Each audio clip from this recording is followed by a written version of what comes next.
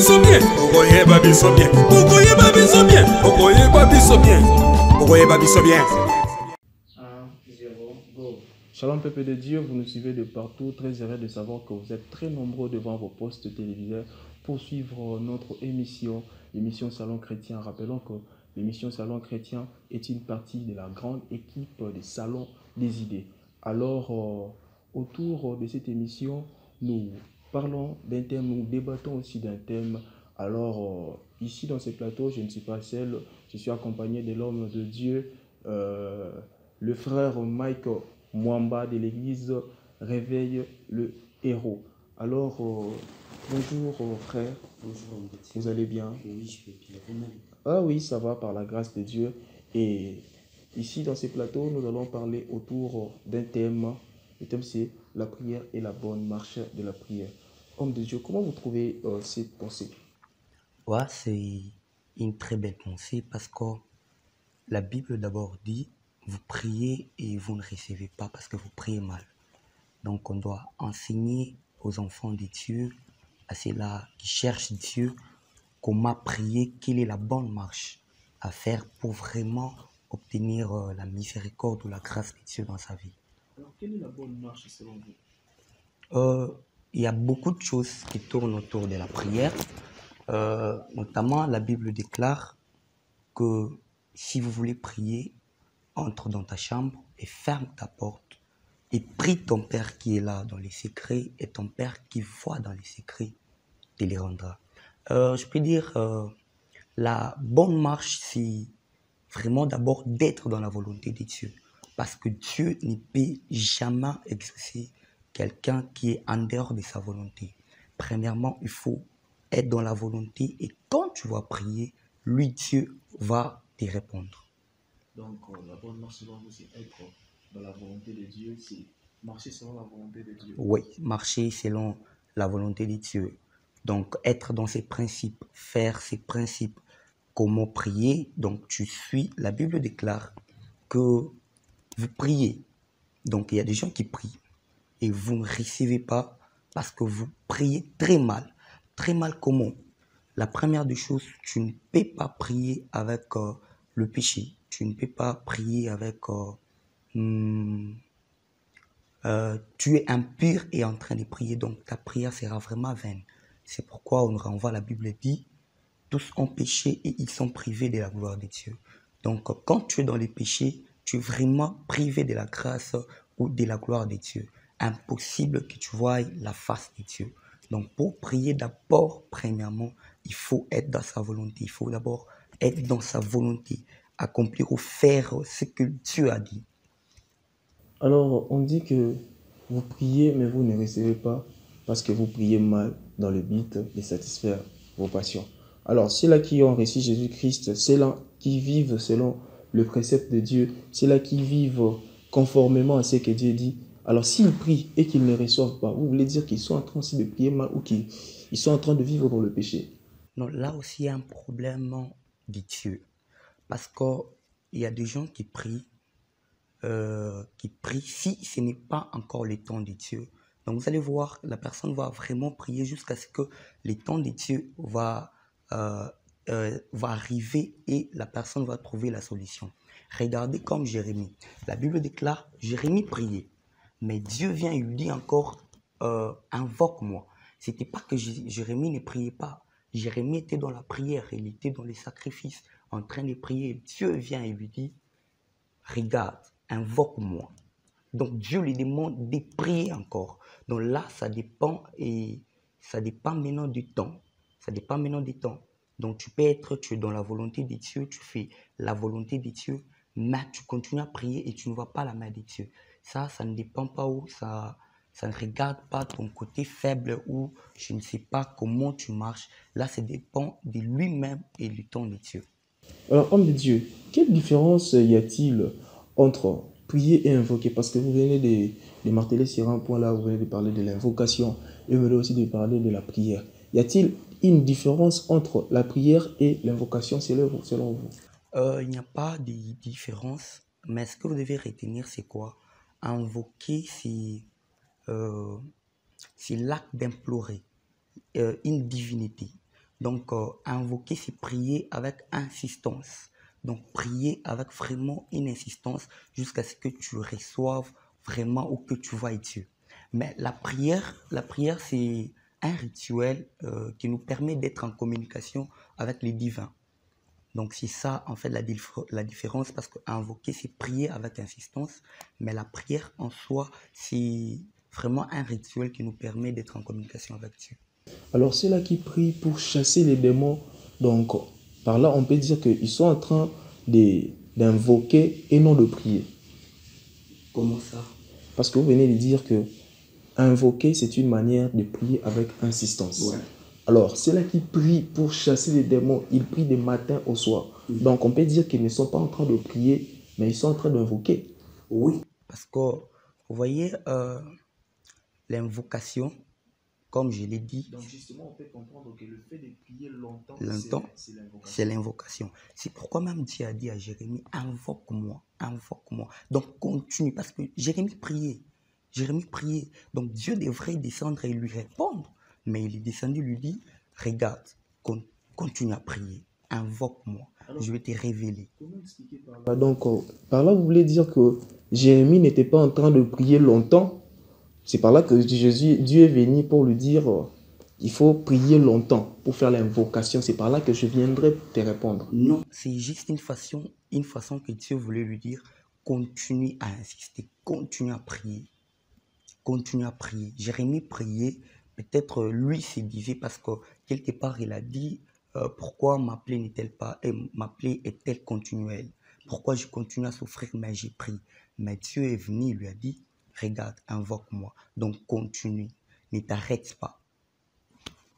Donc, si on peut comprendre, l'invocation, c'est une manière de prier longtemps. Longtemps, par insistance. Alors si, par exemple, nous prions, comment vous pouvez spécifier les heures par rapport à l'invocation? Si, par exemple, une personne prie 1 heure du temps, donc cela veut dire il est en train d'évoquer par rapport à une personne qui a prié juste 10 minutes, là, la personne a prié. N'est-ce pas ce que vous voulez dire? Non, c'est pas vraiment ça. Vous voyez, la vie d'abord de la prière, c'est une vie qui doit être continuelle. La Bible dit prier sans cesse. Donc, il n'y a pas des heures. Il n'y a pas vraiment des heures qui dit que non, c'est lui qui a prié longtemps dans la prière, c'est celui qui fait 4 heures, 3 heures, 2 heures. Non. C'est juste une façon d'avoir une vie de prière continuelle. Prier, donc une vie de chaque jour de prière. C'est en fait ça. Expliquez-nous un peu. La Bible dit, je maudirai ceux qui te maudiront, je bénirai ceux qui vont te bénir. Alors, nous voyons si par exemple les gens prient pour combattre les gens qui les combattent. Alors, vous voulez dire que comme Dieu nous a donné le go de bénir ceux-là qui nous bénissent, ou soit de maudire ceux-là qui nous maudissent, donc le combat spirituel, nous devons maudire encore, soit prier, genre, voilà, c'est un peu ça. Non, en fait, c'est... D'abord, vous-même, vous avez dit, Dieu a dit, je maudirai, je bénirai. Donc là, ça, c'est pas à l'homme de maudire ou de bénir. Dieu dit, je maudirai celui qui te maudira, je bénirai celui qui te bénira. Donc, je peux prendre même l'exemple de David avec Saïl. En fait, Saïl était l'ennemi de David. Il combattait David. Mais nulle part c'est écrit que David a maudit Saïl. Là, ça dépendait maintenant de Dieu. C'est lui qui a dit, je maudirai celui qui te maudira. C'est Dieu qui s'était en charge de Saïl, non pas David. Donc, c'est pas à nous, en fait, de s'occuper de ceux-là qui nous maudissent, de ceux-là qui nous combattent. C'est à Dieu lui-même. Alors, c'est là qui prient et puis, voilà, ils jettent le fait, ils combattent dans la prière, c'est là qui leur font du mal. Vous savez, d'abord, lorsque nous prions, notre prière n'est pas, en fait, directe avec les systèmes sorcellériques. C'est comme il y a vraiment quelque chose qui s'est fait spirituellement. Notre prière d'abord monte à Dieu et puis c'est à Dieu maintenant d'agir. Vous voyez, là, parce que toutes sortes de prières. Oui, dans toutes sortes de prières, surtout quand nous combattons les raisonnements sorcellériques et tout et tout. Donc la prière d'abord, elle monte à Dieu et puis c'est à Dieu maintenant de s'en charger. C'est pourquoi même vous voyez David, au lieu de maudire Saïl, il disait à Dieu, Seigneur, défends ma cause, Seigneur, justifie-moi. Donc c'est en fait ça. Alors, il y a ceux-là qui disent que non, la prière de déclaration, parce que quand vous priez pour ceux-là qui vous combattent, là, vous n'êtes pas en train d'implorer ou soit de demander, mais vous êtes en train de déclarer. Et puis, quand vous déclarez, il y a de ceux-là qui disent que non, la prière de déclaration, c'est pas une prière qui se canalise vers Dieu, mais la prière de déclaration, c'est une manière d'exercer l'autorité. Alors, par là, comment expliquer? Comment expliquer que si vous exercez l'autorité par rapport à ceux-là qui vous combattent, et puis, par là, Donc, vous devez d'abord comprendre c'est quel esprit qui nous anime. La Bible déclare, c'est poussé par l'esprit que les hommes ont parlé. Déjà là, il y a vraiment Dieu, nous parlons, mais c'est lui qui va accompagner ces déclarations-là. C'est Dieu qui est derrière ces paroles, c'est l'esprit de Dieu. Donc, dans toute chose, même quand nous déclarons, Dieu est là. Oui, bien sûr, nous exerçons l'autorité, mais l'esprit de Dieu est là derrière. Mais dis-moi, il y a des gens qui prient chaque jour, ils disent, je coupe la tête de la sorcière qui me combat, Est-ce que dans beaucoup de choses, dans leur prière, il y a pas vraiment des réalisations? Pourquoi? Parce que l'esprit de Dieu, parce que la Bible déclare, la vengeance appartient à l'Éternel. Donc c'est à lui-même de juger quoi faire. On peut prier, oui, tu pries, tu déclares, mais ce n'est pas toute chose qui arrive. donc ils sont dans la Bible tels qu'ils sont en train de faire ça. Oui, Ils sont dans la Bible. non, ils ne sont pas dans la Bible. C'est comme je l'ai dit avec David. Donc David, il a parlé, il a dit à Dieu, Seigneur, défends ma cause, Seigneur, justifie-moi. Et c'est à Dieu maintenant d'agir. David avait compris et il a dit à Dieu de défendre sa cause. Et alors, ceux-là qui n'ont justement, jusqu'à à présent, rien compris et qui continuent à faire ce genre de prières, là, vous pouvez dire quoi par rapport à eux? Euh, la Bible dit, c'était Paul qui parlait, euh, nous renversons les raisonnements. Donc, ce sont des raisonnements qui s'opposent à la volonté de Dieu. Vous devez juste comprendre que lorsque nous prions surtout dans des... Parce que là, vous avez épinglé la prière de combat. Lorsque nous prions, nous faisons des prières de combat. Je vous ai dit comment ça se passe. Oui, on renverse, tu dis je renverse, je détruis. C'est lui qui va détruire, c'est lui qui va accompagner tes paroles. C'est Dieu. C'est Dieu qui accompagne maintenant tes paroles et accomplisse ce que tu fais quoi, ce que tu pries. Vous voyez au moins. Alors, cette chose doit vraiment être dans les esprits des chrétiens. Doit vraiment être dans les esprits des chrétiens que quand je prie, l'esprit de Dieu est derrière ce que je suis en train de faire. Alors si, bon, tu dis, oh non, j'ai tué la sorcière, ou si, c'est là, et que ça n'arrive pas. C'est pourquoi vous voyez, aujourd'hui, les gens sont déstabilisés, n'arrivent pas à prier parce que à chaque fois qu'ils prient, leur prière n'a pas d'impact parce qu'ils prient vraiment mal. Vous voyez, en fait, c'est un peu ça. Il y a aussi dans d'autres églises qu'on dit que non, il faut être violent spirituellement. Donc, une manière d'être violent spirituellement, donc, c'est là nous pousse à dire qu'il faut avoir des armures pour combattre. Comme l'apôtre Paul dit, il faut revêtez-vous de toute armure de Dieu. Donc, on ne peut pas avoir des armes sans pour autant avoir une attitude de combat. Donc, on doit être prêt. Donc, c'est-à-dire, s'il y a quelque chose s'il y a une personne qui nous veut que nous puissions demeurer dans le mal et que nous avons cette armure, on doit nous diriger pour le combattre. Alors, ceux-là qui le font n'ont pas compris que Dieu doit aussi défendre leur cause. Oui, vous savez, je prends un exemple de l'apôtre Paul devant les magiciens. La Bible déclare pendant que l'apôtre Paul était en train de prêcher, les magiciens étaient venus pour vraiment barrer, l'empêcher de faire son travail. Vous voyez, les magiciens empêchaient Paul de faire la volonté de Dieu. La volonté de Dieu, c'était d'annoncer la bonne nouvelle, de prêcher les gens. Et quand ces magiciens-là s'opposaient à cette volonté, Paul a menacé et il a frappé ces magiciens-là d'aveuglement. Pourquoi? Parce que l'Esprit de Dieu, vous voyez, Dieu répond que dans sa volonté. Quand tu es en dehors de la volonté de Dieu, tu vas prier, Dieu ne va jamais répondre. Donc, Paul a prié, il a exercé l'autorité dans la volonté de Dieu. Je crois que je vous ai bien répondu. Il a exercé l'autorité dans la volonté. Dans la volonté de Dieu. Parce que les magiciens s'opposaient à ce que Paul faisait. Or que ce que Paul faisait, c'était la mission que Dieu lui avait donnée. Mais il faut aussi comprendre, les gens là qui prient en chassant les démons, les gens là qui prient en disant que voilà, nous devons chasser les démons, nous devons prier pour qu'ils puissent être confondus et puis mal à l'aise. Nous devons savoir que si par exemple ces démons-là meurent, c'est aussi une perte parce que ce sont aussi des brebis qui doivent revenir à la bergerie. D'abord, je vais vous corriger. Un démon ne meurt pas, c'est un esprit. Donc, il est là éternellement. Alors, c'est là qu'ils sont des sorciers physiquement et puis voilà, ils font des choses spirituellement. Vous devez d'abord savoir qu'on ne combat pas la personne.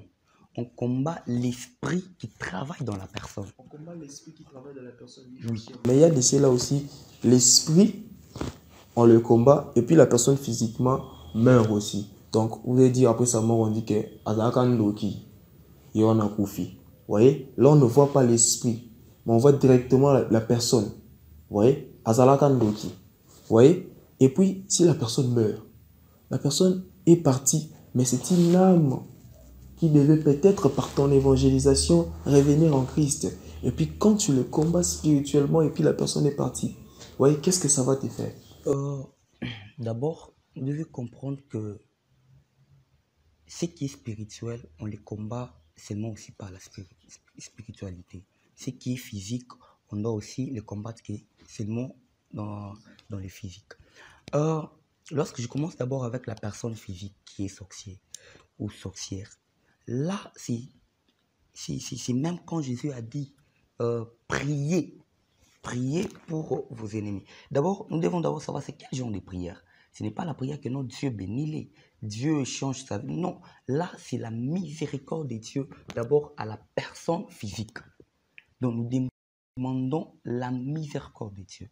Et si peut-être la Bible nous demande d'être en bon terme, de bénir ceux-là qui nous maltraitent, ceux-là qui nous... Donc, nos ennemis, en fait. C'est vraiment physiquement. C'est vraiment physiquement parce qu'on ne peut pas mener le combat spirituel physiquement. C'est pourquoi vous avez vu, lorsqu'on est venu arrêter Jésus, il y a un apôtre qui a pris les couteaux, il a coupé l'oreille de celui-là qui était parmi, celui-là qui venait ou arrêter Jésus. Jésus a guéri cet homme. Pourquoi? Parce que c'était un combat qui était vraiment spirituel. Tu ne peux jamais mener un combat spirituel dans le physique. Donc, lorsqu'on est dans le physique, on a vraiment l'obligation de les aimer. On a l'obligation de les prêcher. On a l'obligation de les conseiller pour qu'ils arrivent à changer. Mais quand nous sommes dans le spirituel, là maintenant, c'est les combats. Nous devons combattre cet raisonnement-là.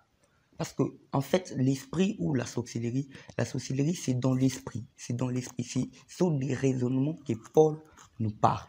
Donc là, nous sommes obligés spirituellement de combattre vraiment les raisonnements. Merci beaucoup. Nous sommes obligés de combattre leurs raisonnements, dit l'homme de Dieu Mike Mwamba. Chers téléspectateurs, nous sommes arrivés au moment de pub. Rappelons que nous sommes très ouverts pour le marketing de vos produits, pour les publicités. Voilà, nous sommes très ouverts. Question juste de nous contacter et nous sommes là. À présent, passons à la pause.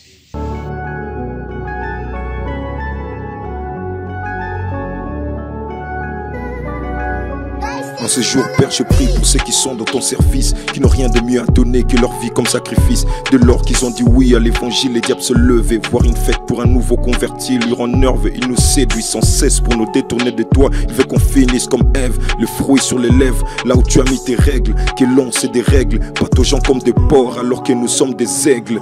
Père, que ton esprit nous me soutienne, qu'il allume en nous un feu que le diable ne pourrait éteindre. Nous voulons commencer avec toi et finir avec toi, sortir victorieux dans ces grands combats de la foi. Amen.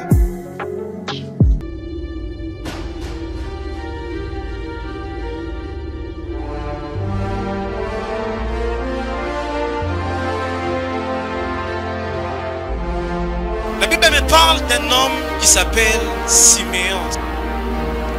Tous ceux qui voyaient Siméon. Amen. Alors Jésus pose la question à cette femme. Il dit, donne-moi de l'eau. Il dit, moi je ne peux pas te donner de l'eau. Il dit,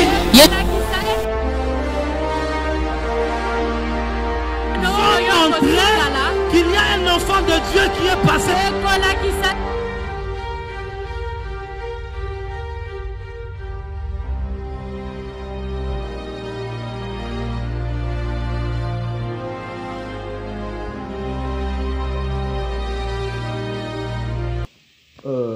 Chers téléspectateurs, de retour sur ces plateaux dont je ne suis pas seul, je suis accompagné de l'homme de Dieu, Mike Mwamba.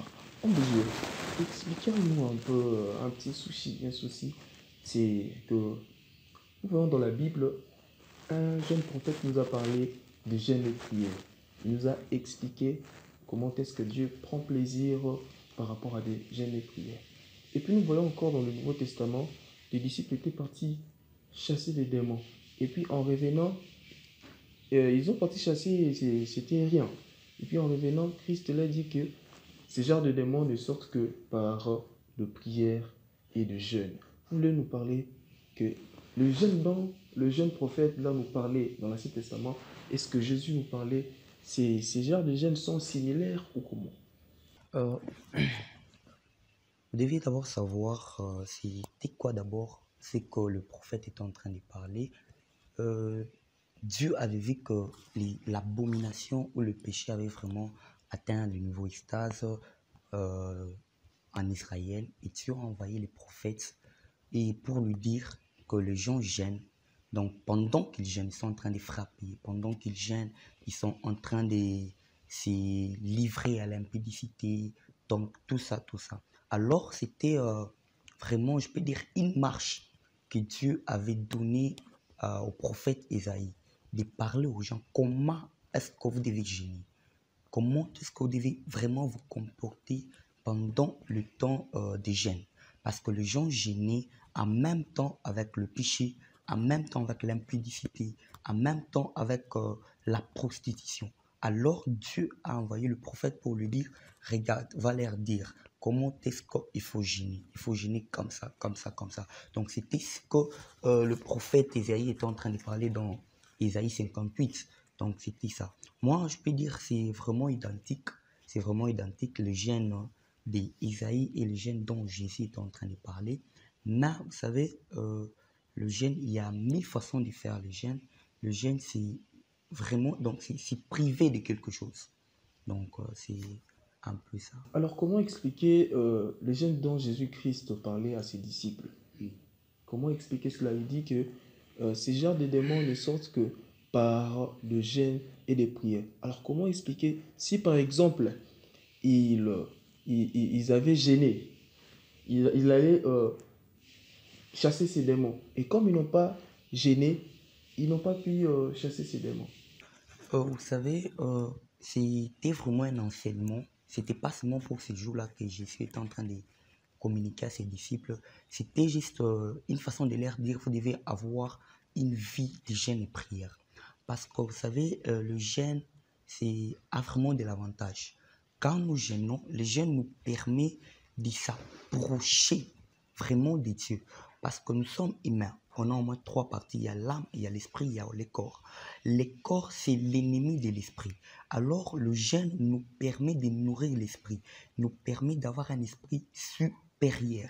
Donc, c'est pourquoi est-ce que Jésus est en train de parler à ses disciples que ces genres de démons, ces genres d'esprit quittent que par des jeûnes et des prières. Parce que la prière va te permettre de demander à Dieu. Mais le jeûne va te permettre d'être trop, de s'approcher à Dieu. Et tu vas voir la personne qui prie avec des jeûnes. Son esprit est supérieur plus que la personne qui prie sans jeûne. Alors, comment expliquer, puisque la Bible a dit, c'est par le nom de Jésus que tous genou fléchissent. Les disciples avaient Dieu, les disciples marchaient avec Jésus-Christ. Ils ont correctement les sentiments qu'avait Christ, parce qu'ils étaient tout le temps avec lui. Alors, quand ils étaient partis chasser ces démons, ils ont dit le nom de Jésus. Mais pourquoi les démons n'étaient pas partis? Et pourtant, on dit que tout genou fléchit. Vous savez, dans ces domaines-là, avoir Christ n'est pas suffisant. Parce qu'il y a des fidèles aujourd'hui, ils ont Christ en eux. Mais pourquoi ils n'ont pas vraiment la capacité de prier ou de chasser les démons? Là, ça dépend. C'est pourquoi je vous ai dit, il y a les sacrifices ou le jeûne, jeûner plutôt. Jeûner nous permet d'avoir un esprit supérieur, d'avoir un esprit vraiment qui est vraiment disponible à la présence de Dieu. C'est pourquoi vous voyez à chaque fois que Dieu appelait ses serviteurs, il leur disait vraiment d'entrer seulement dans des chaînes. Regardez Moïse. Moïse pouvait monter à la montagne pendant 40 jours, 40 nuits sans pour autant manger, parce qu'il devrait être très proche dans la présence de Dieu. Parce que, vous voyez, le fait de se priver de quelque chose, ça donne à l'esprit l'élan, ça donne vraiment à l'esprit, je peux dire, cette capacité-là de contrôler le corps, de contrôler l'âme. C'est quoi d'abord le jeûne? Les jeûnes, c'est priver quelque chose qui est vraiment important à tes yeux. Ce n'est pas seulement les manger, comme le font beaucoup de gens aujourd'hui. Oui, c'est vraiment jeûner aussi, mais ce n'est pas vraiment le manger. Mais les jeûnes, c'est une façon de s'y priver, c'est une privation. Donc, tu te prives de quelque chose qui est vraiment important. C'est ça, le jeûne. Donc, le fait de jeûner, ça résulte d'attendre quelque chose selon vous. Parce qu'on ne peut pas se priver sans pour autant avoir une raison d'attendre quelque chose. La raison est de s'approcher et d'être vraiment près de Dieu. D'être près de Dieu. Parce que, vous voyez, lorsqu'on mange physiquement, on nourrit les corps. C'est pour avoir la force physique. Et quand on se prive de quelque chose physiquement, donc tu te prives de quelque chose pour obtenir quelque chose spirituellement. Et alors, la chose que tu dois obtenir spirituellement, c'est quoi? C'est donc ton esprit. Donc, je ne sais pas comment... Vous voyez, l'avion, si elle veut atterrir, on arrange d'abord les lieux où l'avion doit atterrir. Donc, les pistes, c'est comme ça. Donc, les jeûnes nous permettent vraiment d'arranger là où Dieu doit vraiment descendre. Alors, comment expliquer que les disciples de Jean-Baptiste disaient que non, ils voyaient les disciples de Jésus en train de tout le temps manger, pourtant, et ils faisaient des sacrifices, ils gênaient. La raison était parce que Jésus était encore, voyez, oui. Mais Jésus-Christ savait qu'il était encore là. Mais pourquoi il parlait encore de ses disciples par rapport au jeûne? C'est pourquoi je vous ai dit que c'était un enseignement que Christ était en train de communiquer. Ce n'était pas seulement pour ces jours-là, c'était vraiment pour toute leur vie. Parce que lui-même, il a dit, il vous est avantagé que je m'en aille. Donc la présence de Jésus avec les disciples, moi je peux dire que ça empêchait vraiment les disciples à travailler. Parce que lui-même était là. Il a fallu qu'il parte parce qu'il a dit, il vous est avantagé que je m'en aille. Donc la présence de Jésus physiquement, c'était vraiment, je peux dire, un carnivore que Dieu est en train de donner aux disciples. Une manière, comment est-ce que vous devez vivre? Comment est-ce que vous devez vraiment faire votre ministère? Donc, c'était un modèle qu'on était en train de nous présenter. C'est pourquoi, lorsque Jésus était là... C'est le même modèle qu'ils étaient partis avec. Oui. C'est le même modèle qu'ils étaient partis avec. Oui, c'est pourquoi, lorsque la Bible dit, lorsqu'ils ont échoué, Jésus est venu, il a chassé l'esprit qui était là. Ils ont demandé, comment tu as fait? Comment...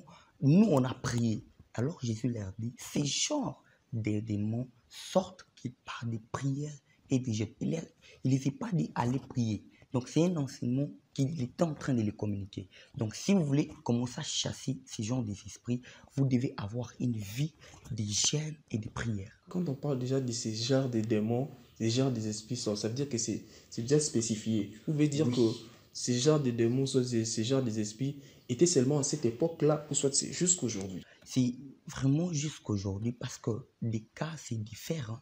Des cas, c'est différent. Les démons, c'est différent. D'ailleurs, je vais ouvrir une parenthèse pour dire que dans chaque personne a son niveau de combat. Chaque personne a son niveau de combat. Et même le diable le sait. Le diable ne peut pas amener vraiment te combattre au-delà vraiment de ton niveau. Il combat aussi, il te combat en fonction de ce que tu as. Il te combat en fonction ou au niveau vraiment que tu as. Si c'est un enfant, il va combattre l'enfant au niveau de son enfance. Si c'est une grande personne, il va combattre cette grande personne à son niveau. Donc, vraiment, jusqu'à aujourd'hui, ces genres des esprits, ces genres de démons existent. Alors, si par exemple ça vous arrive dans une situation tellement urgente et que vous êtes obligé de prier pour que les démons puissent partir, soit prier pour une personne, et qu'en ce moment-là vous n'avez pas gêné, comment faire alors? Vous allez recourir pour gêner ou soit vous allez directement prier parce que c'est urgent? D'abord, vous devez savoir, c'est pourquoi j'ai d'abord épinglé même avant que je ne réponde à la question. J'ai dit, la vie des jeunes et prières doit être une vie qui doit vraiment être continuelle. C'est un enseignement que Jésus nous a communiqué. Nous devons avoir ça. Si peut-être j'ai parle aux hommes de Dieu, si tu sais très bien que non, j'ai vraiment un service, pas que je suis appelé à faire quelque chose. Tu dois d'abord au préalable te préparer avant.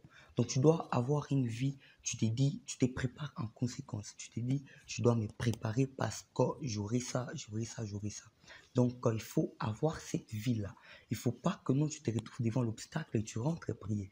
Non. Mais il y a aussi, il y a aussi des fois Dieu vraiment les fait par sa grâce. Non pas parce que tu as prié, tu as gêné, tu le fais parce qu'il est Dieu. Donc c'est Oui, exactement, mais il y a aussi, tu n'as rien préparé ou soit tu n'as aucune activité et que tu sors comme ça de manière brusque. Tu vois cette situation. Alors, c'est la question que je viens de poser. Vous allez retourner pour continuer votre jeûne ou soit vous allez directement opérer en ce moment-là? C'est pourquoi je vous ai dit, même Jésus, quand on a amené les problèmes que les disciples ont échoué, Jésus n'avait pas fait, donc n'était pas rentré dans la prière pour aller prier, parce qu'il était déjà suffisamment préparé. Donc il avait déjà une vie de jeûne et prière.